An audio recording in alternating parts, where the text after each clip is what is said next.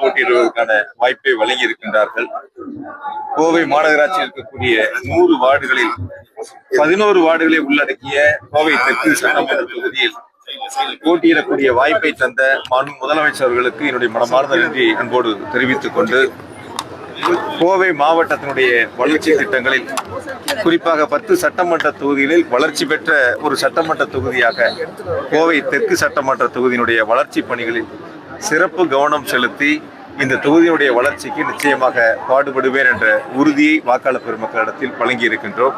நீங்க பாத்தீங்க, கோட்டமேடு பகுதியில் நாங்கள் இன்று மாலை பிரச்சார பயணத்தை தொடங்கி இருக்கின்றோம். எந்த அளவிற்கு உற்சாகமாக இந்த பகுதியை சார்ந்திருக்கின்ற பெரியவர்கள், தோழமை இயக்கத்தினுடைய நிர்வாகிகள், எங்களுடைய கழக நிர்வாகிகள், பொதுமக்கள் என ஒரு உற்சாக வரவேற்பை கொடுத்து இந்த தேர்தல் பயணத்தை நாங்கள் தொடங்கி இருக்கின்றோம். நிச்சயமாக கோவை தெற்கு சட்டமன்ற தொகுதியில் உதயசூரியன் வெற்றி பெறும். பாஜக சார்பில் இன்னைக்கு வேட்பாளர் பட்டியல் வெளியே இருக்கு. குறிப்பா கரூரை சேர்ந்த அண்ணாமலை அவருக்கு வாய்ப்பு கொடுக்கப்படல. போட்டியிடக்கூடிய எல்லா கட்சியும் அந்தந்த கட்சி வேட்பாளர்கள் யார் என்பதை தீர்மானிக்கின்றார்கள். திராவிட முன்னேற்ற கழகத்தில் போட்டியிடக்கூடிய வேட்பாளர் எங்களுடைய கழக தலைவர் அவர்கள் தீர்மானித்து வேட்பாளரை அறிவிக்கின்றார்கள். அதனால மற்ற கட்சியில யார் போட்டியிடுறாங்க, யாருக்கு வாய்ப்பு கொடுத்தாங்க, யாருக்கு வாய்ப்பு கொடுக்குறேன்னு பார்க்க வேண்டியது எங்கள் வேலை இல்லை. அது எங்களுக்கான பொறுப்பும் அல்ல. எங்களை பொறுத்தவரை எங்களுடைய இயக்கம் வெற்றி பெற வேண்டும். திராவிட முன்னேற்ற கழகத்தினுடைய ஆட்சி மாண்பு முதலமைச்சர்கள் 2வது முறையாக ஆட்சி பொறுப்பை ஏற்க வேண்டும். அதில் கோவையில் சிறப்பு கவனத்தை நாங்கள் செலுத்தி வெற்றி பெறுவதற்கான பணிகளை முன்னெடுத்திருக்கிறோம். நேற்றைய தினம் பேசின முதலமைச்சர் முதல் சுற்று பயணத்தில் நான் வந்திருக்கேன் ஒரு வார்த்தை கொடுத்தேன். 2ஆம் சுற்று எப்போ வரதா இருக்கு, எந்தெந்த பகுதி? அதாவது நேற்று முதலமைச்சருடைய பேச்சில் நீங்கள் கவனிச்சிருப்பீங்க. 2021ஆம் ஆண்டு ஆட்சி பொறுப்பேற்று சென்னை தவிர மற்ற மாவட்டங்களுக்கு அதிக முறை சுற்றுப்பயணம் செய்த பெருமைக்குரிய மாவட்டம் கோவை மாவட்டம். 2021 சட்டமன்ற தேர்தலில் 10 தொகுதியிலும் நாங்கள் வெற்றி வாய்ப்பை இழந்திருந்தாலும் கூட எதிர்கட்சி ஆளுங்கட்சி என்ற வித்தியாசம் பார்க்காமல் கோவையில் இருக்கக்கூடிய நம்முடைய கோவை மாவட்டத்திற்கு அதிக முறை வருகை தந்து அரசு திட்டங்களை, அரசு நிகழ்ச்சிகளில் கலந்து கொண்டு நலத்திட்டங்களை வழங்கி பல்வேறு திட்டப்பணிகளுக்கு அடிக்கல் நாட்டி முடிந்த பணிகளையும் திறந்து வைத்திருக்கின்றார்கள். அதனால 234 தொகுதியினுடைய வேட்பாளரும் மாண்பு முதலமைச்சர்கள் தான். 234 தொகுதிகளுக்கும் ஒரு சேரத்தான் மாண்பு முதலமைச்சர்கள் திட்டங்களை வழங்கி கொண்டிருக்கின்றார்கள். அந்த வகையில் இன்னொன்று நீங்க சிறப்பாக கவனிச்சிருப்பீங்க, உரையில மாண்பு முதலமைச்சர்கள் ஆட்சி பொறுப்பேற்று முதல் நிகழ்வாக கோவையில் பங்கு பெறுவேன் என்ற அந்த உரையும் அந்த நேற்றைய பிரச்சார கூட்டத்தில் முன்னெடுத்திருக்கின்றார்கள். ஆகையால் கோவையை பொறுத்தவரை ஒரு சிறப்பை பெறக்கூடிய ஒரு மாவட்டமாக மாண்பு முதலமைச்சர்கள் தொடர்ந்து தனி கவனத்தை செலுத்தி வருகின்றனர். முதல்வர் குறிப்பிட்ட மாதிரி உங்களுக்கு ஒரு மிகப்பெரிய சுமையோ இல்லை ஒரு பொறுப்போ கொடுக்கப்பட்டதா நீங்க நினைக்கிறீங்களா? அதாவது நேற்று அவர் பேசும்போதே பாத்தீங்கன்னா உங்களை கரூர்ல கொண்டு கோவையில வச்சதும் கோவையுடைய அடுத்த வெற்றிக்காக நீங்க பாடுபடணும் அப்படிங்கிற மாதிரி ஒரு இலக்கு வச்சு உங்களை பயணிக்க வைக்கல. எங்களுடைய தலைவர் எங்களுக்கு என்ன கட்டளைகள் இடுகிறார்களோ அந்த கட்டளைகளை நிறைவேற்றுவது எங்களுடைய பொறுப்பு. நாடாளுமன்ற தேர்தலில் கருணாநிதி ராஜ்குமார் அவர்களுக்கு வாய்ப்பு கொடுத்தாங்க.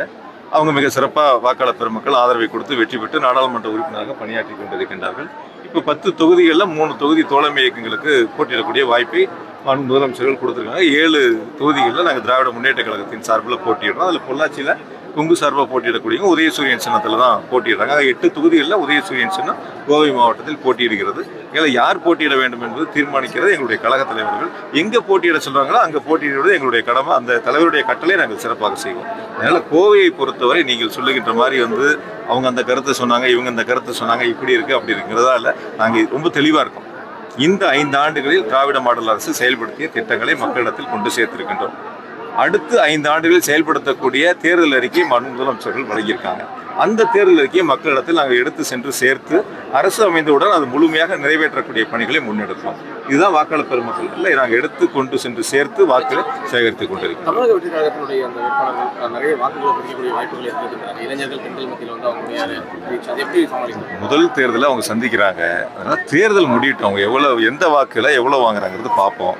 பல தேர்தல் சந்தித்த இயக்கங்கள்லாம் இப்போ தேர்தலில் போட்டியிடுறாங்க. எங்களை பொறுத்த வரைக்கும் எத்தனை இயக்கங்கள் போட்டியிடுகிறது புதுசாக பழசாலாம் நாங்கள் பார்க்கல. இருக்கிற வாக்காளர்களை நாங்கள் அதிகமான வாக்குகளை பெற்று வெற்றி பெற வேண்டும் என்பது தான் எங்களுடைய கடமையாக பணியாக நாங்கள் எடுத்து செஞ்சுட்டு இருக்கோம். அதனால் எங்களுக்கு எந்த விதமான சந்தேகம் இல்லை. வெற்றியை பொறுத்தவரை, கோவை மாவட்டத்தை பொறுத்தவரை, தமிழ்நாட்டை பொறுத்தவரை திராவிட முன்னேற்ற கழகத்தினுடைய வெற்றி என்பதை நாங்களுக்கு எந்தவித எல்லளவு சந்தேகம் இல்லை. வெற்றி உறுதி செய்யப்பட்டது.